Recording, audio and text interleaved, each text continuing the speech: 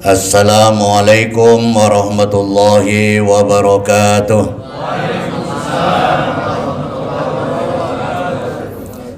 Bismillahirrahmanirrahim.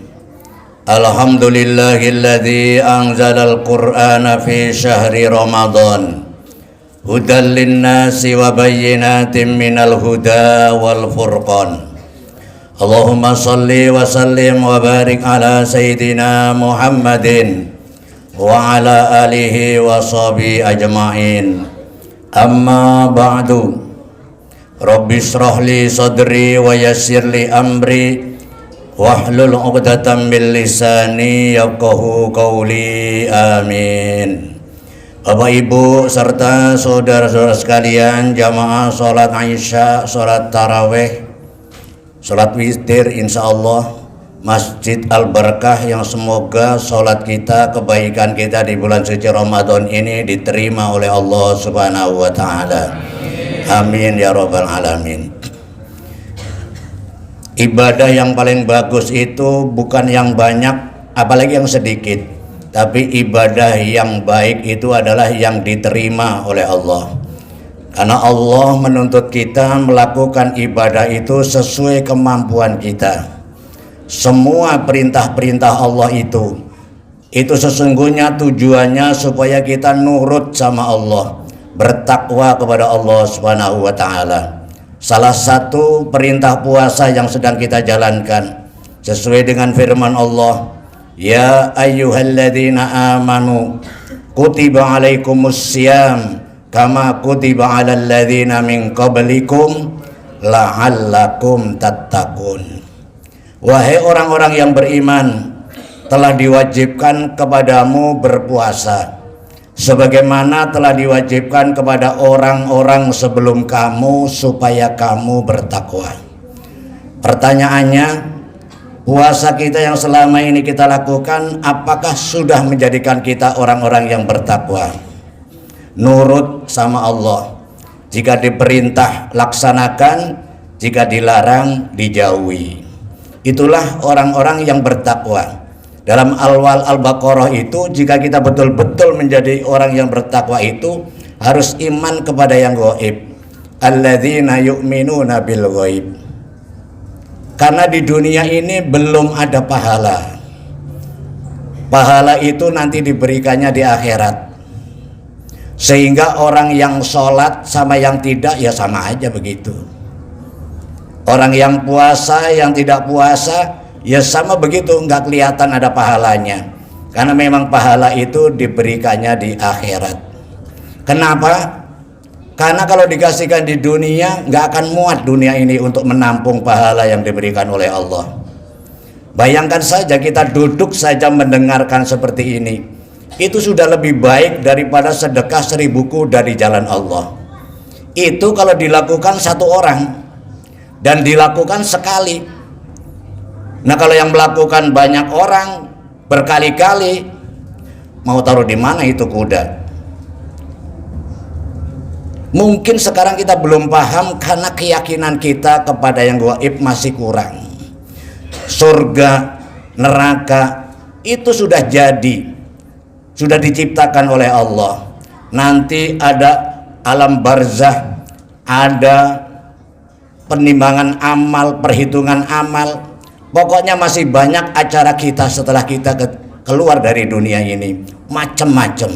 Mungkin sekarang kita belum memahami, tapi kita sudah diperintahkan untuk meyakini, dan kita nurut ngikut apa yang telah ditunjukkan oleh Allah supaya kita sampai kepada tujuan yang ditentukan oleh Allah Subhanahu wa taala. Kayak kita dulu waktu di dalam alam rahim, kita dikasih tangan, dikasih kaki, dikasih mata, dikasih telinga, tapi kita nggak tahu maksudnya apa, buat apa ini. Karena kita hidup masih terbatas, nggak perlu mendengar macam-macam, nggak perlu melihat macam-macam, dan juga nggak perlu jalan kemana-mana karena tempatnya segitu-gitunya di alam rahim itu. Tapi setelah kita keluar dari alam rahim, kita baru sadar ternyata Allah kasih kaki ada gunanya, Allah kasih tangan ada gunanya, kasih mata ada gunanya. Demikian juga kita saat ini belum kita meyakini, kurang yakin bahwa Allah memberikan sesuatu itu semua ada gunanya dan bermanfaat buat kita. Makanya rugi orang yang melakukan ibadah hanya mengharapkan sedikit bagian dari dunia. Sangatlah rugi, karena hanya akan diberikan di dunia saja. Man kana yuridul akhirata nazid lahu fi harthi wa man kana yuridu hartsad dunya nu'tihi minha wa ma lahu fil akhirati min nasib. Siapa yang menghendaki kehidupan akhirat, maka Allah akan memberikan dan menambahnya pahala. Tapi siapa yang menghendaki kehidupan dunia, dia akan mendapatkan sebagian dari dunia itu. Wa ma lahu fil akhirati min nasib, tapi dia di akhirat tidak mendapatkan bagian. Begitu rugi orang yang melakukan segala sesuatunya itu karena hanya ingin mendapatkan sebagian dunia. Ibadah usaha kita ini adalah perintah, sedangkan pemberian hasil itu adalah jatah. Semangat apapun kita berusaha, kalau memang potongannya melarat ya tetap melarat aja. Tapi ada orang yang tidak usahanya begitu-begitu saja, tapi Allah memberikan banyak. Kenapa? Karena memang sudah dijatah oleh Allah Subhanahu wa taala. Sekuat apapun kita mencapai sesuatu, tetap kita tidak akan mendapatkan kecuali sesuai dengan jatah kita yang sudah ditentukan oleh Allah Subhanahu wa taala. Sehingga Rasulullah sallallahu alaihi wasallam menegaskan, menyerukan kepada kita, ad-dunya darul amal wal akhiratu darul jaza. Dunia ini adalah tempat beramal, sedangkan akhirat adalah tempat mendapatkan balasan. Jadi belum ada pahala di dunia ini.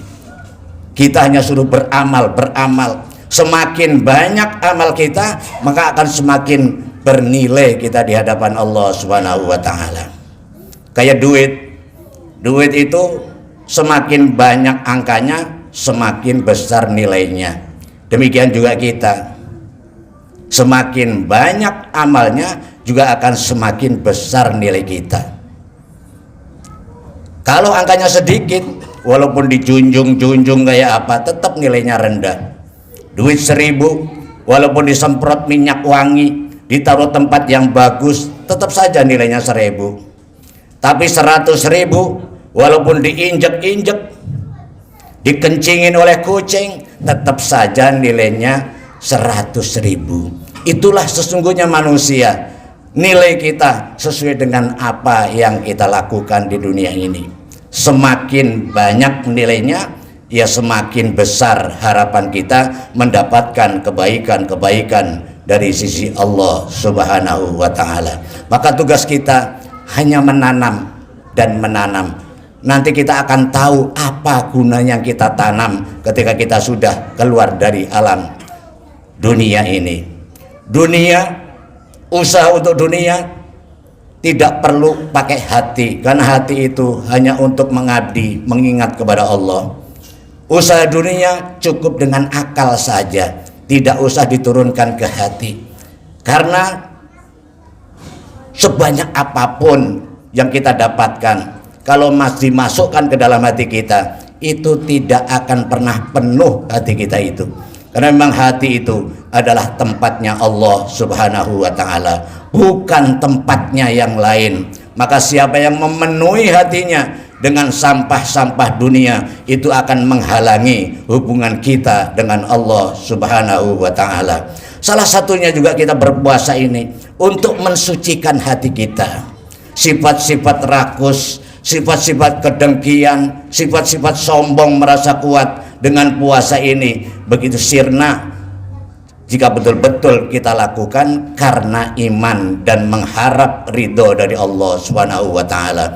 Sehingga siapa yang puasa di bulan Ramadan, man shoma ramadhana imanan wahtisaban ghufira lahu ma taqaddama min dzambi.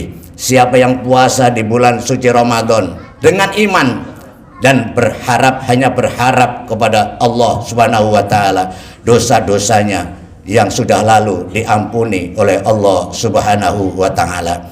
Pokoknya semua perintah sesungguhnya itu membersihkan hati kita dari sifat-sifat keduniaan, sifat-sifat keji yang tidak perlu kita miliki di dunia ini. Nanti setelah keluar dunia kita baru akan tahu sesungguhnya ibadah kita, tarawih kita, sedekah kita, nanti baru kita akan melihatnya di sana setelah kita keluar dari dunia ini. Kalau kita bisa membayangkan alam akhirat itu, bayangkan saja betapa kita di alam rahim, setelah itu keluar ke alam dunia ini. Dulu mungkin dalam alam rahim kita tidak bisa kemana-mana, makanan kita ya cukup satu, yaitu darah haid ibu kita. Makanya orang yang hamil tidak pernah haid karena darahnya dimakan oleh kita. Satu-satunya makanan favorit kita di dalam alam rahim. Tapi setelah kita keluar dari alam rahim, coba kita lihat darah haid itu, mungkin sangat menjijikkan bagi kita. Jangankan kita memakannya, menyentuhnya saja kita sangat jijik. Itu orang-orang yang betul-betul hatinya bersih, yang betul-betul orientasi hidupnya hanya ingin mendapatkan kebahagiaan di akhirat. Oleh karenanya kita nggak usah khawatir kita tidak kebagian rezeki, karena rezeki semuanya sudah ditentukan oleh Allah Subhanahu wa taala. Jangan sampai kita meninggalkan ibadah kepada Allah gara-gara secuil bagian daripada dunia. Masyiral hadirin, sidang sholat taraweh, sholat witir Masjid Jami Al Barakah, yang semoga kita semuanya mendapatkan taufik hidayah dari Allah Subhanahu wa taala, sehingga kita di akhir-akhir bulan Ramadan ini mampu menghabiskan waktu-waktu ini dengan terus meningkatkan kebaikan-kebaikan kita. Jangan kita sia-siakan, jadikan Ramadan tahun ini Ramadan yang terbaik buat kita, karena belum ada jaminan kita akan mendapatkan Ramadan lagi di tahun yang akan datang.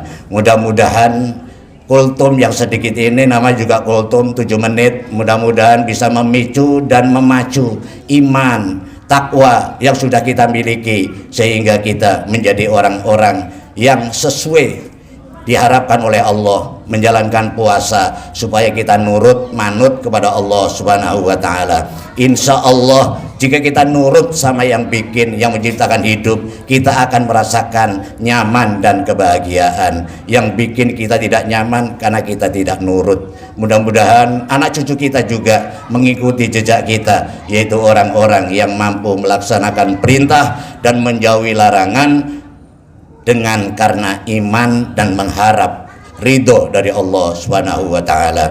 Kurang lebihnya mohon maaf. Wassalamualaikum warahmatullahi wabarakatuh.